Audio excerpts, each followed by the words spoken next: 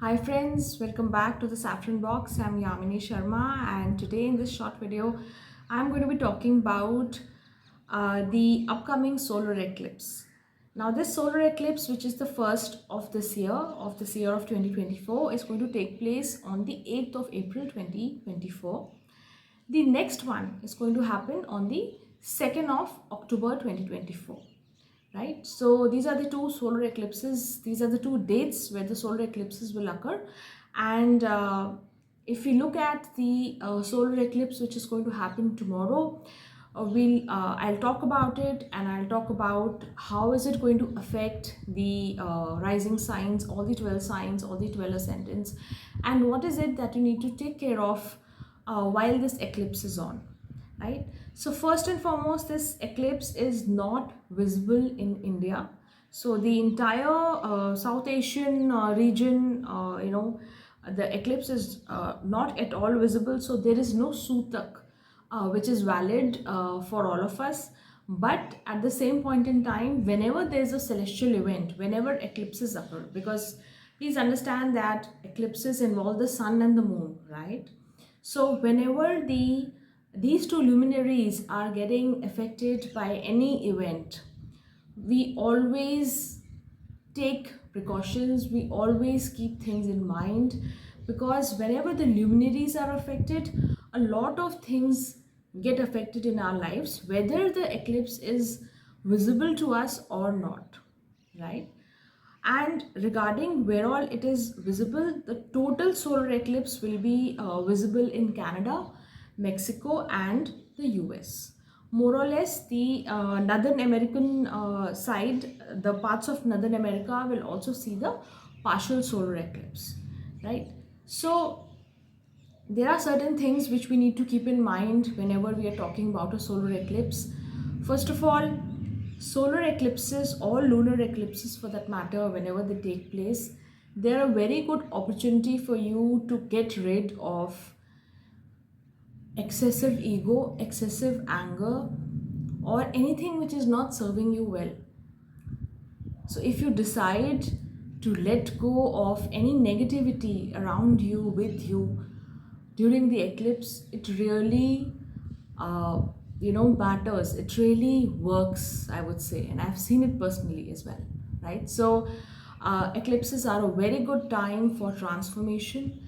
And since we are talking about a solar eclipse, we are talking about the sun. The sun governs our father, the sun governs our ego, our self-confidence, our pride.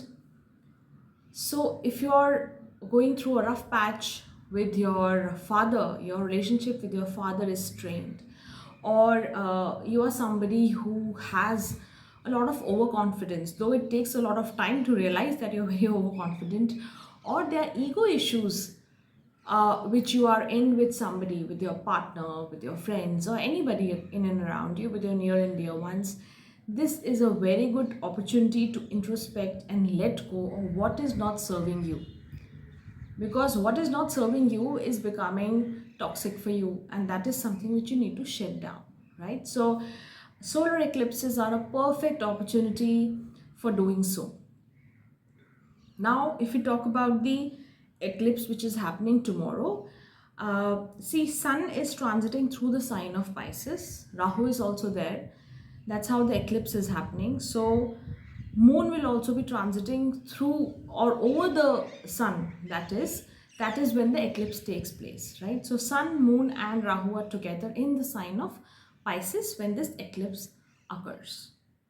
Now I'll go through the through all the 12 signs, through all the 12 ascendants, the lagnas, and explain in a very short time, in a jiffy, as to what all you need to take care of, what could be the impact, and what can you do to avoid the negativity of this eclipse, or rather, how can you transform yourself using the energy of the solar eclipse. And of course, there is a common remedy which all of us can do during the time of the eclipse, which I'll be mentioning later on once I'm done talking about all the 12 signs, right? So it won't take much time, and I'll be talking about all the signs from Aries till Pisces. So keep your ascendant in mind, keep your Lagna in mind, and go through the entire video, whatever part is relevant to you. So talking about Aries. Now remember Aries, the eclipse for Aries is going to take place in the 12th house. That's where Sun, Moon and Rahu are together, right? In the sign of Pisces. So 12th house being the house of losses, being the house of expenditure, one needs to be careful about their expenditure, their spending habits also. And during this time, it's always better to keep a check on your expenses. Keep a check on your outflow, right? So if you're looking at any major expenditure during this time, I would say evaluate, reevaluate, and then let the effect of the eclipse go. Wait for 2-3 days and then take a call regarding any major expenditure which you might be doing, right? Some of you may also be experiencing some disturbance in sleep during the eclipse. So on the 8th or the 9th of April, depending on which part of the world you are in, right? Uh, some disturbance in sleep could also be there. So try to hydrate yourself well and try to meditate during this time so that you are able to be in a peaceful state and you are able to relax well. So mantra for you is to learn to relax well, try to control the outflow of energy, try to control the expense of your energy, of your time, of your thoughts. A very good opportunity for you to get into some sadhana, get into some meditation during this time, which is always advisable, right? So if you're looking at dhyan, if you're looking at meditation during the eclipse, that is something which is not prohibited. Only that visiting temples or touching your deities is something which is not recommended during this time. Then moving on to the next sign of Taurus. So for Taurus, this eclipse is taking place in your 11th house, right? So Sun, Moon, Rahu are together in the sign of Taurus in your 11th house.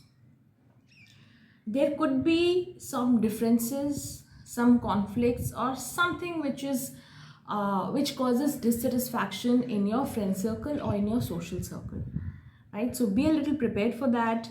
I would say minimize your interaction during this time with your network, with your friends. Speak whatever is necessary and do not over engage, right? Do not get entangled with too many people during this time. So when I'm talking about this time, it's 8th and 9th of April specifically, right? So there could be some tussle or some point of dissatisfaction which can come to you. So keep that in mind, right? Minimizing interaction or being very mindful about your interaction with people around you is a practical remedy for the Taurus ascendant. Then moving on to the next ascendant of Gemini. If you're a Gemini ascendant, this eclipse would take place in your 10th house, a very important house. After the Lagna, that is the first house, 10th house is the second in the order of importance.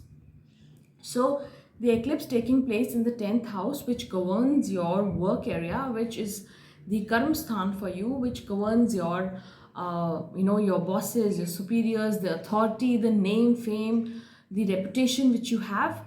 During this time, be very mindful of your actions. Be very mindful of what kind of karma are you engaging in, what kind of deeds are you doing, so that your reputation doesn't get tarnished by any means, right? This is also a point where you need to be very careful with your interaction, with your bosses, with your superiors at work. So if you have something very important, or if you have something very important which you need to discuss regarding work, it's okay. But anything which is concerning you, anything which has your own personal interest, right? It could be taking a leave, it could be anything. I mean, you can see as per your own workplace settings. Anything which has your personal interest, which can trigger something with your boss or your superiors, avoid it for 1 or 2 days, right? So do not over engage, just stick to your work routine at your workplace. That is very important, right? Also, make sure that whatever you're doing is ethical, and there is no unethical work which you get into even by mistake. Then moving on to the Cancer ascendant. So if you're a Cancer ascendant, this eclipse would be taking place in the ninth house for you. Rather, it will be affecting the ninth house where Sun, Moon, and Rahu are going to be together on the 8th of April. And um ninth house, being a Trikon Sthan, being a trinal house, also deals with your father, with your fortune, with your luck. It's the Bhagya Sthan, right? So during this time, first of all, make sure that you're not getting into any ego problem with your father or with your teachers, right? Put your ego aside. If you have any relationship problems with your father, with your teachers, with your gurus, this is a good time to shed that extra ego. This is a good time to seek forgiveness and listen to what the other person is saying. And personally, in my readings, I've been seeing this for Cancer ascendant. Cancer ascendant people have had a rough patch, or rather have had issues with their father figures, depending also on the dasha, etc. But this is a good time to mend your relationship, right? So listen to what your father is saying, listen to what your guru is saying. Also, one more important thing, because the eclipse is taking place, you could also get conned by wrong guidance, right? So somebody who's not meaning well, or somebody who's just trying to fleece you by doing something, by giving you wrong advice, being giving you something, giving you a wrong tip, etc. Could also happen. So be very mindful of that and avoid any such thing during these 1 or 2 days. Then next, ascendant of Leo. So for the Leo ascendant, Pisces falls in your 8th house, and that's where the eclipse is happening, where Sun, Moon, and Rahu are going to be together. Anything which is unforeseen, unexpected, can get triggered during this time.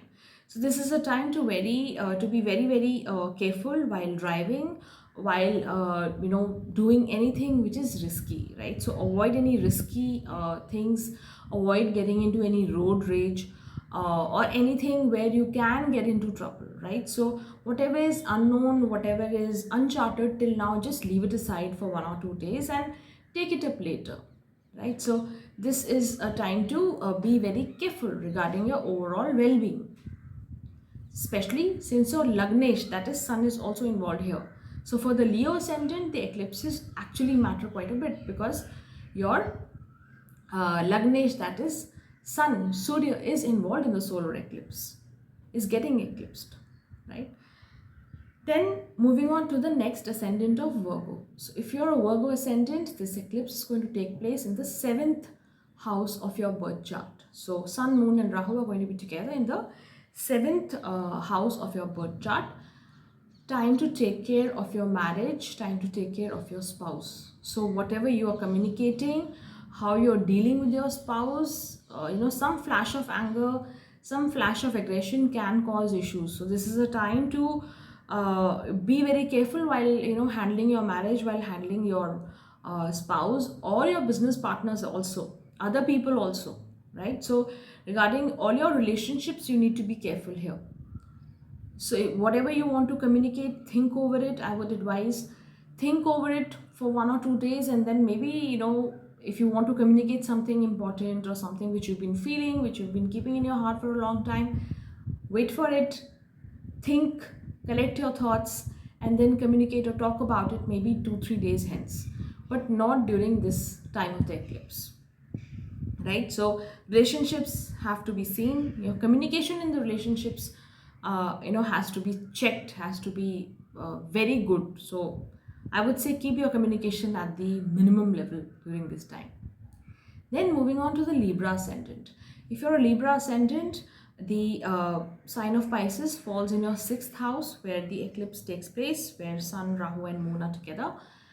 6th house is the house of your enemies. Is the Ripu Bhav. So all your enemies, your diseases, all the opposition which you encounter in life is there. So this could be a major trigger point, right? So one, you should not carry on, or rather do something which uh, produces some enemies for you, or which you know uh, aggravates other people, or triggers other people into a fight with you. And secondly, if you're already undergoing some issues, then this could be a time where something major or a major transformation could occur in your favor as well, right? So careful during this time. Don't get into added hassles. Don't get into creating enemies for yourself. And sometimes it happens that there are people who are hidden and they're trying to hurt us, right? So you don't know whom you're facing, you don't know your opposition.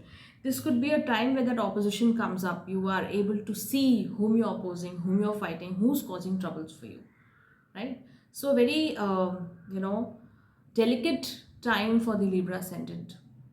Then moving on to the next sign of Scorpio. So if you're a Scorpio ascendant, Pisces falls in your fifth house, and that's where the eclipse occurs, where Sun, Moon, and Rahu are together on the 8th of April. Right? So here, this is a time to be careful about your dealings with your children. Right? Be very careful about how you're handling your children, how you're communicating with your children, and take care of them. Some of you may also complain of children getting sick during this time, etc. So take care of young kids and be very prim and proper, very careful about your communication with elder kids, right? This could also be a time where a lot of people will come up with you know with some new idea. It could be a bizarre new idea which you want to implement. So make sure that you're thinking about it, thinking over it, discussing it, brainstorming over it, and then executing any such idea. So think over any new idea for the next 2 3 days, and then if you feel like implementing it later, then go ahead with it. So moving on to the next ascendant of Sagittarius. So for Sagittarius ascendant, the sign of Pisces falls in your fourth house, where Sun, Moon, Rahu are going to be together for the eclipse. Now here, fourth house is the house of your mother. It's the Suksthan. It's the house of your emotions. So some people may feel some disturbance, or may feel some agitation during this time. So you're finding it difficult to be at peace. You're finding it difficult to uh, you know sit quietly and be calm and composed, right? So this can happen during the time of the eclipse. Make sure that you spend some time meditating. Also, fourth house is the house of your mother, so this is a good time to mend any problems which you have with your mother, mend your relationship with your mother, right? So spend some time with her, pay attention to her, see to what she wants, right? So spend time with your mother, spend time with dealing with your emotions, try to organize things, try to be calm and composed after the eclipse, right? So whatever you want to shed out, please do so. Deal with your emotions during this time. And I would recommend making a diary, prioritize things what you want to deal with, and just let go of what is not serving you. So the idea is to bring you more mental and emotional peace after the eclipse. Then moving on to the next ascendant of Capricorn. So for Capricorn, the eclipse occurs in your third house, where Pisces falls. And this is a time to ponder over what kind of initiatives you're going to take. Third house is the house of initiatives. Third house is the house of new ideas, your subconscious mind. Also the house of your siblings, younger siblings, neighbors, childhood friends, etc. So this is a very good opportunity to mend any issues, any relationship issues with your younger siblings, first of all, and then ponder over what are you really wanting to do. What kind of initiative are you really thinking of doing, and think about it for 1 or 2 days. Take action later rather than in a jiffy, right? Then moving on to the next ascendant of Aquarius. So if you're an Aquarius ascendant, the eclipse takes place in your second house of family, of wealth, of speech, of how you know what your basic values are, what your basic morality is. During this time, be very careful about how you're handling your family finances, how you're speaking to others, So I would say keep a low profile for some time. If you cannot speak well, if you cannot be good, rather, restrict your communication to the bare minimum, because your speech can cause issues here, right? Also, Sun, which is your seventh lord, is involved. So for the Aquarius ascendant, this is extremely important to keep your communication under check, keep your words under check. Then the last ascendant, which is Pisces. So for Pisces, the eclipse occurs right in the first house, right where your ascendant falls, in the sign of Pisces. And for you, see, the first house itself is, it talks about you yourself, your personality, what you are, your physical appearance, how your life is overall. So you basically, this is a time to take care of your health. Any negative habits, any bad habits which you have, which is not serving well to your health, this is a good time to lose it. Also, be careful about your reputation. So how you're conducting yourself with others is also very important, because first house is you yourself, right? So how are you appearing to others? Whatever you're doing, be very mindful of the repercussions. And your health is obviously very important. So this is a good time to promise to yourself that you're going to maintain good habits and take care of your health overall, right?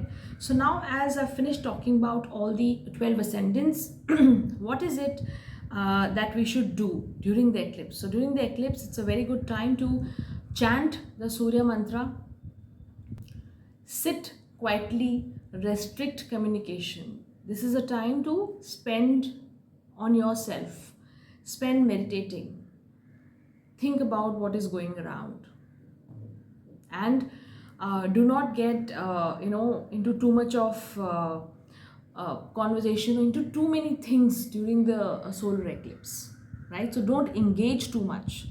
That is what is always advisable when the eclipse takes place. And the mantra which one can chant during the eclipse, while the eclipse is happening, is Om Ghrini Suryaya Namaha, right? So you can do this chanting as many times as you want to strengthen the sun in your chart, right? So this can be done all across. Any ascendant can do it. Anybody who can sit quietly can do it, because what are you doing? You are trying to counter the weakness which the sun gets during the eclipse, right? So Om Ghrini Suryaya Namaha is the basic mantra which anybody can chant while the eclipse is taking place, right? So that is a common remedy for all the 12 ascendants, and I wish you well, and I hope you take care of whatever I mentioned and it helps you out in your life, right? So I'll see you very soon in the next video. Till then, take care and God bless you all.